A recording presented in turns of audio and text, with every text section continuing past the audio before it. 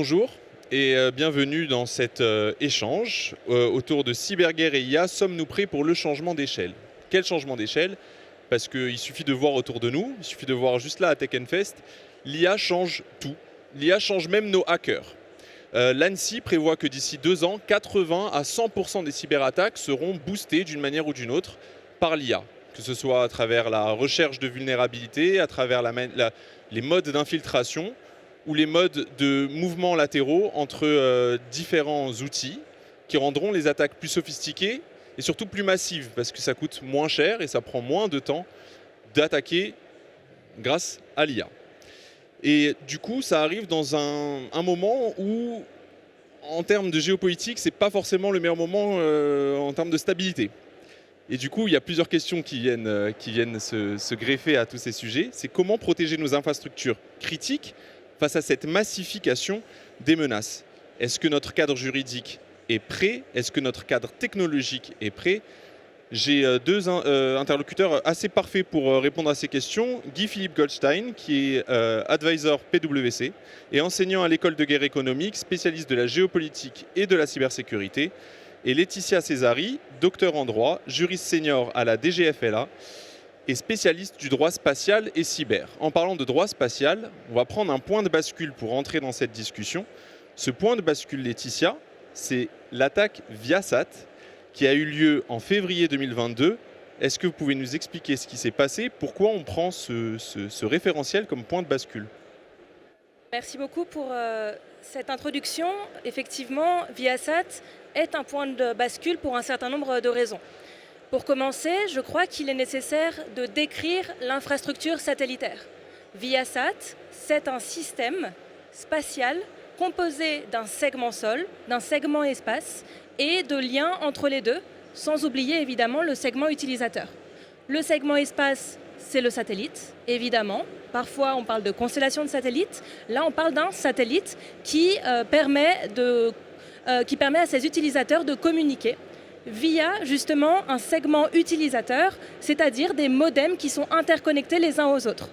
Et cela est permis grâce à des liens, des radiofréquences qui reposent sur une bande passante utilisée d'une certaine manière, je ne rentrerai pas dans les détails, mais donc ces liens peuvent faire l'objet d'interférences, mais là ce qui a été significatif, c'est vraiment que c'est au niveau utilisateur, c'est-à-dire au niveau des modems, que le VPN a été complètement déstabilisé.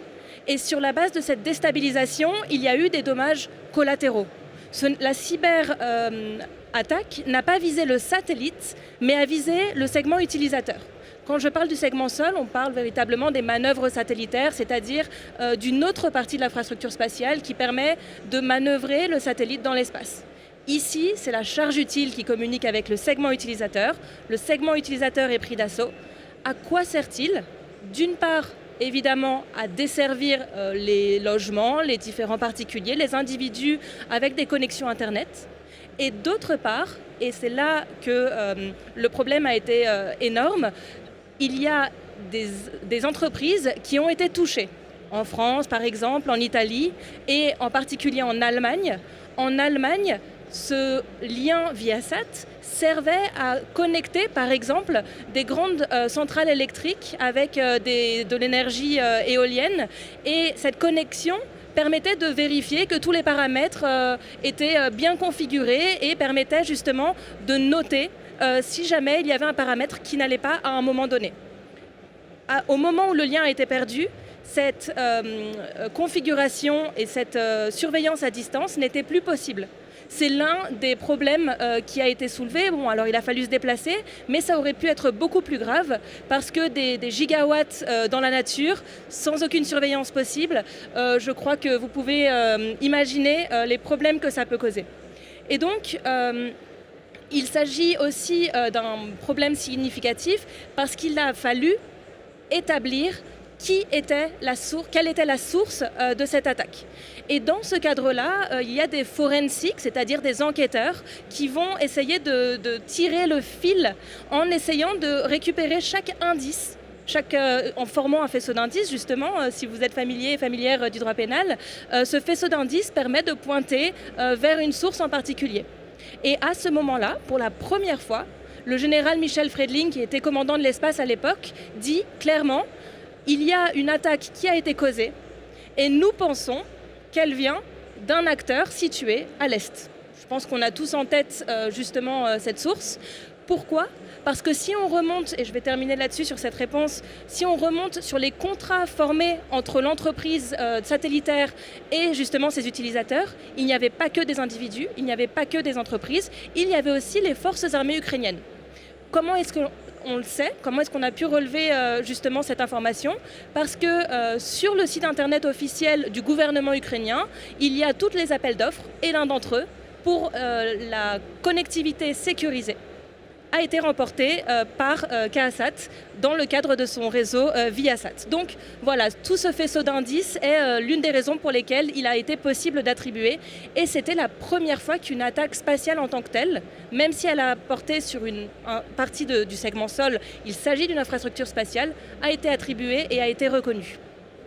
Merci beaucoup. Donc ça, c'était en 2022. Donc une attaque qui a vraiment eu lieu une heure avant le début de quelques heures avant le début de l'invasion russe en Ukraine.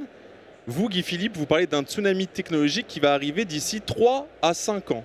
Oui, mais il y a beaucoup de choses qui vont arriver dans la foulée. Juste pour rebondir sur cet exemple très frappant de ce qui s'est passé en 2022 sur Viasat, je pourrais aussi évoquer par exemple ce qui s'est passé l'année dernière en Iran, où il y a la banque SEPA, qui est une des plus grandes banques du pays, qui tout d'un coup n'a pas pu fonctionner à cause d'une cyberattaque, où il y a Nobitex, qui était une très grande plateforme de crypto-exchange, où là, l'argent qui était contenu dans la plateforme a disparu.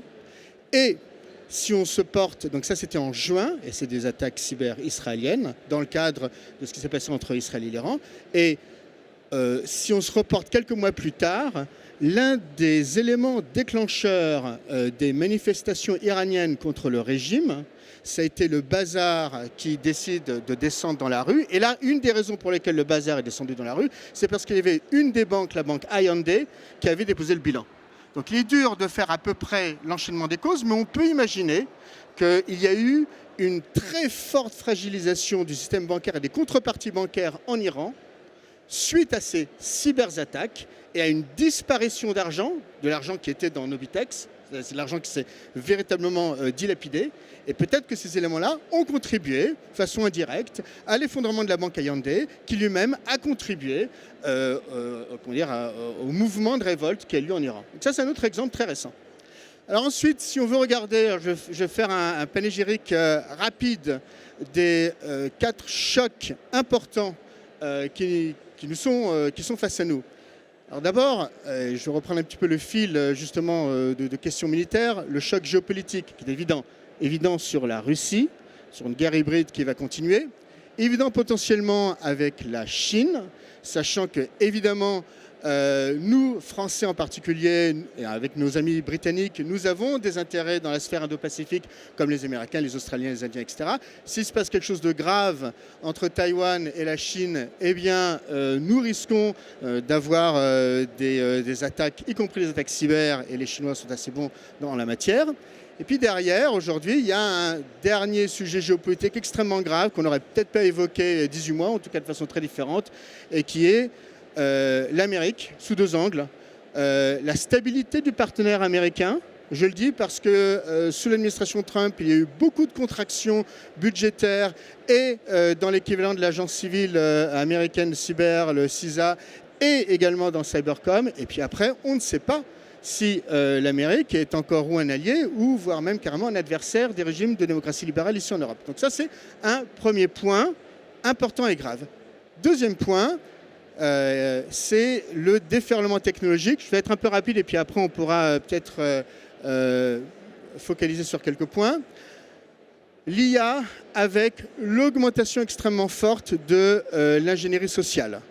Il y avait les emails qui sont des faux emails. Là, on est dans du super phishing, la capacité à faire un email qui ressemble exactement à celui de votre directeur avec les mêmes mots, le même vocabulaire, les mêmes expressions.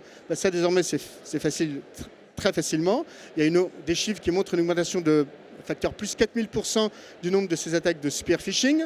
Le clonage de voix, voice cloning, là aussi, bon, des chiffres qui disent plus 400% parce que c'est très facile à faire, qui d'ailleurs tombent sur la petite cybercriminalité. On voit des grands-pères, des grands-mères qui tout d'un coup ont des appels de leur fils, de leur fille. Oh là, je suis coincé à la gare, envoie-moi de l'argent. En fait, c'est pas le cas.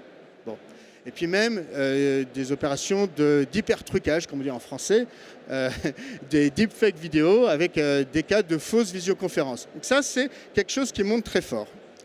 À côté de ça, il y a un point qui est pour moi très important, et on l'aurait évoqué il y a 18 mois, j'aurais dit c'est encore un petit peu de la SF, mais c'est la question du hacker autonome, à savoir un système agentique qui va être capable de hacker avec le même niveau de qualité que l'élite des hackers humains. Et là, on a eu tout un ensemble de points au cours de l'année 2025 qui nous ont forcés à commencer à prendre en considération de façon très sérieuse cette question. Des cas, par exemple, de très belles manœuvres latérales de ce type de hackers autonomes, telles qu'elles ont été vues par MITRE, qui est un grand centre de recherche aux États-Unis, dès janvier-février. Des cas où sur des compétitions de hacking, des capture the flag, on se retrouve avec des hackers autonomes qui étaient dans le top 10%, top 5% des compétitions. Sur HackerOne, qui est un bug bounty, c'est un espace où on peut hacker, entre guillemets, pour le bien, pour aider les entreprises. Eh bien, pendant plusieurs mois, c'était un système autonome qui était le numéro 1. Bon. Et puis, on a vu en août la DARPA, qui est un des grands centres le grand centre de recherche avancé militaire américain, où ils ont fait travailler plusieurs équipes. Et en 4 heures, ils avaient découvert, de manière autonome, 64 vulnérabilités. Et par la suite, on a même vu des équipes de recherche, Boston College, etc., qui sont capables, en prenant des vulnérabilités, de les transformer en exploits, entre guillemets, exploitables. Donc là, il y a toute une chaîne de valeur, de l'identification de la vulnérabilité à la capacité à faire des opérations compliquées, qui est en train de se mettre en place.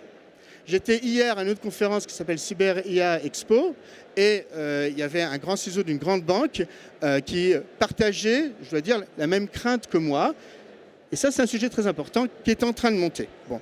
Et un dernier point, vous mettez tous ces éléments-là, vous rajoutez, alors là, on est plus sur les 3-5 ans, vous rajoutez l'essor de la robotique, des nanodrones, tout ce que vous voulez, qui vont être capables de faire de l'interception de signal ou de l'interception même physique en allant ficher directement des systèmes dans les ordinateurs.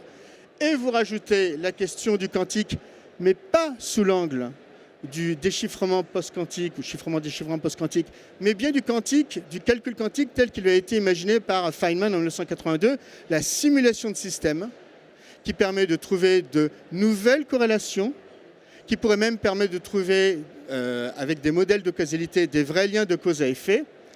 Et là, on peut aussi imaginer la capacité à trouver des vulnérabilités, des failles d'une manière beaucoup plus puissante que ce qu'on a pu avoir aujourd'hui. Alors ça, c'est plutôt dans les 3 à 5 ans, mais on sait que les systèmes quantiques commencent à arriver je ne vais pas dire à maturité, mais on dépasse les 100 qubits. On commence à avoir, cette année d'ailleurs, en 2025, on a commencé à voir, avec les puces Willow entre autres, des éléments où il y avait des petits avantages quantiques, et ça, c'est les choses qui risquent de s'accélérer. Alors justement, pour revenir sur la question du hacker autonome, si on a un agent qui est capable d'identifier seul, qui est capable de pénétrer seul, qui est capable de se déplacer seul dans une infrastructure informatique, j'ai une question pour vous, Laetitia. D'un point de vue juridique, comment on fait pour attribuer ce type d'attaque ? C'est une excellente question parce qu'il faut que les différentes personnes en charge de la prise de décision parlent de la même chose. De quoi est-ce qu'on parle ? Est-ce qu'on parle de la protection des infrastructures et des technologies de communication ? Est-ce qu'on parle de cybercriminalité, c'est-à-dire de l'utilisation de ces infrastructures pour commettre des crimes, par exemple des trafics ? Est-ce que l'on parle d'espionnage et d'écoute, d'acquisition de données ? Est-ce que l'on parle de sabotage et du fait de bloquer l'accès à certains systèmes pour justement que les utilisateurs autorisés ne puissent pas accéder aux certaines données, ne puissent pas envoyer certaines instructions ?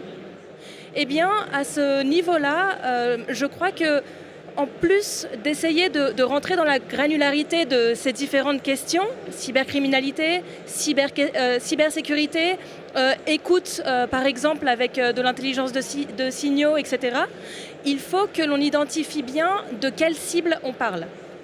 Le fait que mon téléphone particulier individuel se fasse hacker, ce n'est pas la même chose que si l'ordinateur de l'un des agents du ministère de l'Intérieur se fait hacker. Ce n'est pas non plus la même chose que si des infrastructures d'énergie, des infrastructures de gestion de l'eau, des infrastructures qui sont essentielles pour les sociétés et les populations modernes se font hacker. Et donc, il y a une hiérarchisation dans les mesures de prévention. Et c'est là où je vais faire une autre différence, une autre distinction entre ce que l'on appelle la protection cyber et puis qui arrive en prévention et on essaye en réduction des menaces et des risques, les menaces étant intentionnelles, les risques étant accidentels, parce qu'effectivement il y a des bugs parfois qui peuvent survenir en raison de mauvaises configurations.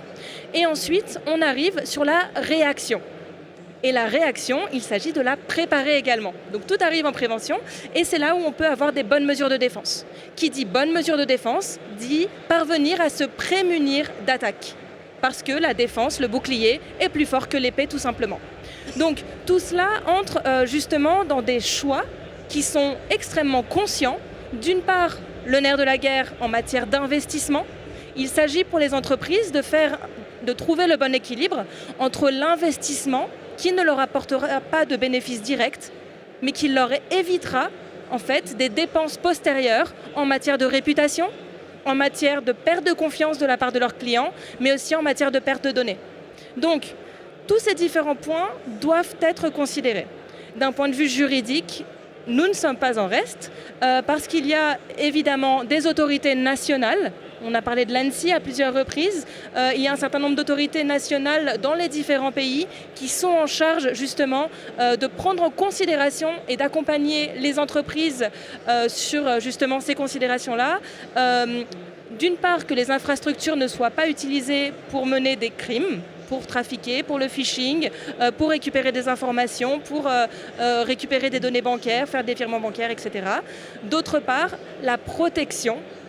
Et donc là, l'ANSSI mènera un accompagnement en isolant les différents systèmes, en vérifiant ce qui fonctionne ou pas, en vérifiant qu'un virus ou certaines lignes de code sont bien retirées. On rallume au fur et à mesure.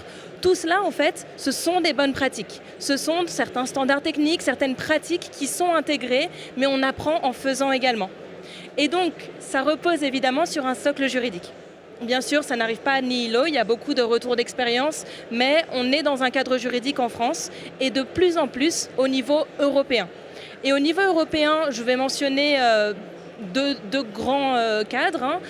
Celui que vous connaissez, c'est NIS, qui s'occupe de cybersécurité. C'est une directive européenne. Donc il y a une NIS 1 qui est en train d'être remplacée par NIS 2, donc numéro 2, qui prend en considération justement ces notions d'entité critique et d'entité essentielle, en fonction de la taille d'une entreprise par exemple, ou ce dont je parlais tout à l'heure, l'importance sur les populations, l'importance sur la société et le bon fonctionnement. Les transports aussi, ça fait partie, en plus de l'eau, de l'électricité, etc., des infrastructures qui sont extrêmement importantes pour le bon fonctionnement d'une société. À partir de là, les États transposent en droit national, c'est-à-dire qu'il y a des conditions minimums qui sont imposées au niveau européen et les États choisissent ou non d'aller au-delà des mesures de protection.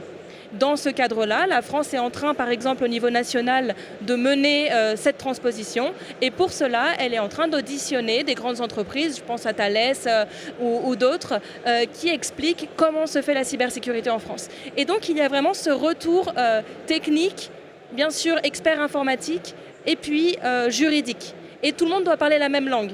Peu importe qu'on soit un ingénieur informatique, un ingénieur aéronautique, un juriste ou autre, on doit comprendre ce qu'est une ligne de code. Parce que c'est aussi le centre du problème. Est-ce qu'on peut accéder à la ligne de code? Est-ce que ça fonctionne bien? Est-ce que ceux qui y accèdent sont bien autorisés? Est-ce que la ligne de code est bloquée, etc., etc. Et ensuite, évidemment, il y a ces notions autonomes d'intelligence artificielle, etc. Et d'un point de vue juridique, c'est extrêmement difficile parce que c'est un problème mondial. global en mauvais anglais. C'est un problème mondial qui n'est pas encore réglementé, avec des décisions qui sont prises au niveau national. Et on se rend bien compte qu'en fonction des administrations et des gouvernements en place, il y a plus ou moins de safeguards, en fait, de garde-fous qui permettent de lâcher un petit peu du lest sur ces différents contrôles. Et ça, ce sont des choix politiques. Et c'est la raison pour laquelle le choix de trouver le bon équilibre financier entre les mesures de protection, les mesures d'hygiène cyber et justement ce qui va arriver en matière d'opérations malveillantes dans l'espace digital, c'est essentiel. Mais justement, c'est intéressant parce que on a vu un grand spectre de possibilités d'attaque. Donc ça va de l'espionnage jusqu'à du ransomware où les données sont complètement bloquées et l'entreprise est complètement bloquée. Du coup, j'aimerais aborder le sujet de la résilience numérique face aux cyberattaques. Donc c'est souvent quelque chose qu'on mélange avec la souveraineté numérique, qui est le fait dans le truc qui est mélangé. Mais en gros, la question serait surtout de se poser, aujourd'hui, vu que les blocs géopolitiques sont très différents, comment on appréhende ces attaques et comment on appréhende surtout les acteurs qui mènent ces attaques. Guy-Philippe, je me tourne vers vous pour cette question. Je me tourne vers vous et j'ai envie de vous dire quels sont les enjeux aujourd'hui quand on voit ces blocs géopolitiques qui changent complètement, les enjeux de cybersécurité. Est-ce que les acteurs sont différents d'il y a quelques années? Et est-ce que, comme on essayait de faire une projection il y a 3, 5, 10 ans, est-ce que ce seront les mêmes acteurs à cet horizon-là? Alors, vaste question. Déjà, juste pour repréciser un point important que Laetitia a dit, qui est l'aspect économique. Et on pourrait même dire que, vous voyez bien que le cyber, il y a des implications politiques, militaires, diplomatiques, mais il y a aussi derrière tout simplement un calcul économique. Bon. Et la vraie question qu'on doit se poser au niveau de l'entreprise, parce que ces conflits cyber, ils ont lieu où? Ils n'ont pas lieu dans des vastes plaines où il y a des armées qui vont se friter. Non, elles ont lieu là où se déroule l'activité économique, c'est-à-dire les entreprises et les administrations. Donc il est très important de savoir quand le coût est parti, entre guillemets, combien ça coûte. Qu'on soit une entreprise, qu'on soit d'ailleurs aussi l'État ou des assureurs. Bon. Je vous partage des analyses que j'ai faites avec PwC à plusieurs reprises et aussi d'ailleurs un cabinet de courtage qui s'appelle BC sur le coût économique d'un incident cyber mal géré dans 60% des cas. En moyenne, on a vu ça sur plus de 130 incidents sur des sociétés cotées en Europe, aux États-Unis, en Indo-Pac. En moyenne, ça coûte, si c'est mal géré, sur un an, vous allez perdre 20% de la valeur de votre boîte. Mettons que vous êtes une boîte de 1 milliard, une grosse ETI qui pèse 1 milliard, vous gérez mal, vous aurez perdu 200 millions. 10 milliards, vous aurez perdu 2 milliards. Bon, voilà. Ça, c'est une des dimensions. Et après, aujourd'hui, ce qu'on veut de plus en plus pour essayer de faire mal, et à l'entreprise, et peut-être derrière, allez savoir, un vivier économique, un espace économique, c'est des attaques qui vont stopper la production. Alors, un exemple incroyable qui a lieu en Grande-Bretagne en septembre, c'est Jaguar Land Rover, où pendant plus de 5 semaines, on n'était plus capable de sortir des voitures Jaguar Land Rover. Le coût direct est encore un petit peu compliqué à évaluer. On va évaluer en nombre de jours de production. Mais ce que l'on sait, c'est que, par exemple, l'État britannique a été obligé de mettre plus de 1,5 milliard de livres pour aider l'entreprise. Et je pense que le coût indirect sur la réputation, et la réputation, c'est pas quelque chose de faut être sympa et gentil, la réputation, c'est est-ce que le client va revenir? Je pense que le coût, là, va être beaucoup plus important. Donc ça, c'est la toile de fond économique et qu'il faut avoir, et je dois le dire, qui n'est pas encore dans la tête de tout le monde. Et ça, c'est embêtant. C'est une des raisons pour lesquelles on a toujours des problèmes de cyber. Puis alors après, l'évolution des acteurs. Ce qu'on voit de manière générale, brosser ça à vaste trait, mais c'est que depuis 30 ans, on a une complexification des acteurs cybercriminels avec une chaîne de valeur toujours plus compliquée. Il y a ceux qui vendent les accès aux entreprises, il y a ceux qui vont opérer le ransomware, il y a ceux qui vont faire du blanchiment des actifs. Donc il y a toute cette chaîne de valeur extrêmement compliquée. On est très loin du hacker à capuche, qu'on retrouve un peu dans les fictions de Hollywood. C'était peut-être le cas il y a 40 ans, du temps de Kevin Mitnick. C'est plus le cas aujourd'hui. Bon.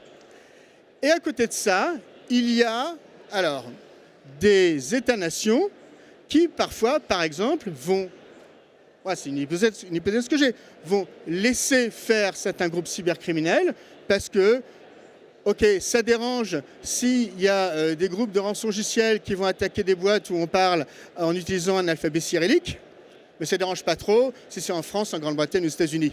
Un exemple de ça, 2021, Colonial Pipeline, c'est un pipeline très important qui fournit en hydrocarbures 45% des hydrocarbures de la côte est américaine, y compris les bases aériennes, y compris les grandes villes. Bon, un groupe qui s'appelle DarkSide qui revendique l'attaque. Ça fait très mal, ça dure quelques jours. Bon, un mois plus tard, réunion au sommet Biden-Poutine à Genève, où on parle, entre autres, de cyber. 10 jours plus tard, on apprend que DarkSide s'est démantelé. On peut croire ce qu'on peut croire de ces choses-là, mais il y a un signal diplomatique qui a été donné. Qu'est-ce qu'on peut en retirer? C'est que oui, il y a une cybercriminalité, mais que souvent, ou dans certains cas, cette cybercriminalité, elle est, je ne sais pas si elle est aidée, mais en tout cas, elle est tolérée, surtout quand cette cybercriminalité est orientée vers des adversaires de, par exemple, la Russie. Et puis derrière, on a toute une vague qui a toujours existé, mais très forte aujourd'hui, d'attaques chinoises, par exemple le vol Typhoon, qui vont attaquer, qui vont faire de l'espionnage sur les industries de l'armement, les industries critiques aux États-Unis, mais également au Japon. Et nous sommes, nous aussi, évidemment, européens dans la ligne de mire. Donc, on a en fait une cybercriminalité, des activités d'espionnage industriel ou non industriel classiques, mais qui passent par le cyber. Et puis derrière, il y a une zone de gris où on a pu utiliser des groupes de rançongiciels pour de multiples raisons. D'une part, parce que avoir des gens qui émargent en tant que civil servant, en tant que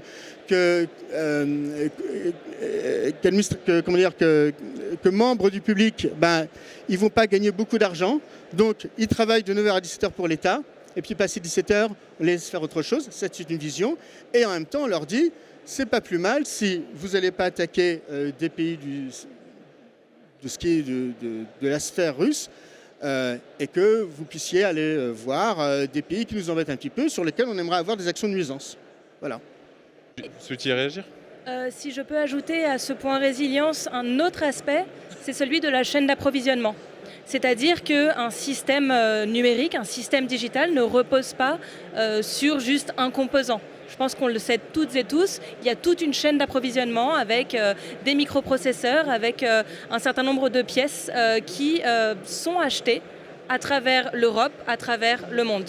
Et dans le cadre de chacun des prestataires de services, dans le cadre de chacun des fournisseurs de composants, il s'agit de savoir à qui on s'adresse et qui nous vend quoi. Et cette question de la résilience au niveau européen, elle est en train de revenir en force avec des preneurs de décision qui sont en train d'adopter des textes pour inciter très fortement les entreprises. Peut-être que ce sera assorti de sanctions, mais je ne sais pas encore comment est-ce que le texte va tourner, qui est en train d'inciter les entreprises à acheter européen, surtout pour les infrastructures et les systèmes les plus critiques, les plus essentiels. Et c'est là où il s'agit de savoir qui est notre fournisseur, qui est notre prestataire de service, sachant qu'il y a un tas de pays, et je pense qu'on n'a plus trop le luxe de dire c'est ce pays ou ce pays. On n'a plus ce luxe-là à l'heure actuelle. Il s'agit vraiment d'essayer d'être aussi vigilant que possible sur ces questions-là. Oui, sur ce point qui est important, effectivement, en particulier sur le cloud.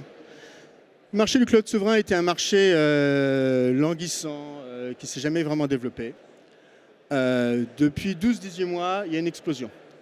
Et on peut la comprendre, en fait. On voit bien qu'on a de plus en plus de mal avec ce qui était notre ancien allié américain et on ne sait plus si c'est notre allié. On ne sait pas exactement ce que c'est d'ailleurs, entre parenthèses, parce qu'il y a la Maison-Blanche, il y a le Congrès, enfin il y a plein de choses. Bon. Sur le marché du cloud européen qui pèse environ 250 milliards d'euros, il y a une montée très forte. Ce n'est pas moi qui le dis, c'est un groupe américain qui s'appelle Gartner. Depuis 18 mois, une croissance de plus de 70% de ce cloud souverain. Et ce qui est intéressant à noter, c'est qu'il y a potentiellement un marché adressable à savoir, il va être très dur pour les acteurs européens du jour au lendemain, et voire même impossible, pour être très franc, parce qu'on n'a pas les capacités capitalistiques de remplacer les énormes géants que sont les Azure, les Google Cloud, Amazon Web Services. Il ne faut pas se leurrer, on va continuer à les utiliser dans un jeu un peu compliqué de je te tiens, tu me tiens par la baruchette. Par contre, sur ce qui est de l'identification des données sensibles et des éléments qui participent au processus critique de l'entreprise, deux choses. Là, il y a peut-être entre 10 et 20% de ce marché du cloud européen qui est adressable et peut-être dans de nombreux cas devra être adressé. Et donc là, ça ouvre des perspectives capitalistes qui sont plus réalistes et qui sont en plus totalement alignées avec la nécessité d'être multi-cloud, ce qui est aussi une forme de résilience technique. Voilà. Donc il y a des nouvelles perspectives qui s'ouvrent sur un marché qui, pour être franc, vivait à peine et qui tout d'un coup est en train de démarrer. Merci à Trump. Et bien justement, on a parlé du multi-cloud, c'est une des solutions de cette résilience numérique. À partir de ce moment-là, vous pouvez lever des questions si jamais vous levez la main si jamais vous avez des questions pour nos interlocuteurs. Mais on va aborder le sujet des solutions. Première, peut-être parler d'un côté juridique. Est-ce que pour l'instant, on avait l'air de votre constat d'être un peu dans un point d'interrogation autour de ce qui va se passer? Quelles sont les perspectives d'évolution pour rendre notre défense, d'abord juridique, meilleure sur un point de vue national, européen, puis international. Puis on parlera d'un côté technologique, sur le plan de la défense, comment on s'en sort face à cette hausse des capacités des attaques? C'est une excellente question parce qu'il s'agit de bien se rendre compte que les États sont en train de travailler dessus et se rendent compte aujourd'hui que la question de l'infrastructure digitale, c'est bien sûr du cloud et des systèmes basés sur le cyberespace, mais l'infrastructure en tant que telle, c'est une réalité géographique. C'est une réalité composée de câbles, de fibres, de liens optiques, de fréquences radio, de tours mobiles, de satellites, etc. Et il y a des opérateurs privés, il y a des puissances publiques, des autorités nationales qui traitent de ce sujet-là. Tout est interconnecté. Alors effectivement, on peut parler du splinternet et on peut parler aussi des différentes infrastructures qui sont bloquées dans certains États, même si les VPN existent. Mais tout est interconnecté, c'est-à-dire que potentiellement, chaque donnée, chaque information, chaque instruction va aller d'une infrastructure vers l'autre. Et donc, il s'agit aujourd'hui de se coordonner au niveau international. Au niveau international, on a bien sûr les instances multilatérales. Elles sont fragilisées à l'heure actuelle, cela ne les empêche pas de se réunir et de travailler ensemble. Il y a par exemple au sein de la conférence du désarmement des discussions sur la protection des technologies et infrastructures de communication. Sous la présidence d'un groupe de travail à composition non limitée, Singapour, donc le pays a réussi à mettre d'accord les États membres de ce groupe dans le cadre onusien pour adopter un rapport, se mettre tous d'accord sur des grands principes sur la protection ICT et ensuite créer un groupe ad hoc de discussion avec tous les États, mais aussi, dans une certaine mesure, les experts, c'est-à-dire les entreprises, la société civile, qui a également un rôle extrêmement important dans la protection justement des utilisateurs du cyberespace. Et tout cela, ça a bien lieu. Et on parle bien sûr, je le répète, des instances multilatérales fragilisées. Cela ne veut pas dire que les États ne se coordonnent pas quand c'est important.